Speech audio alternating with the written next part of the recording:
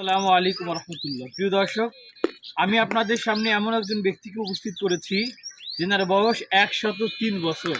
তো মজার কথা হলো, শৈশবকালে উনি কখনো মাদ্রাসার বারান্দাতেও যায় নাই, কিন্তু বৃদ্ধ বয়সে বার্ধক্যর জীবনে এসে ওনার মসজিদের খতিবের কাছ থেকে দীর্ঘ 3 বছর মেহনত করে কোরআন শরীফ তেলাওয়াত করতে শিখেছে। ওনার কাছ থেকে আমরা একটু সূরা শুনি।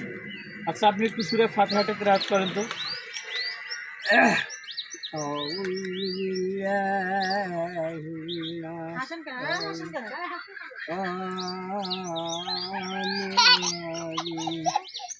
Bismillahirrahmanirrahim.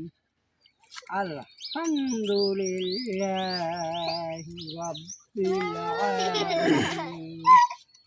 Ar-Rahmanir-Rahim. Maliki Yawmiddin.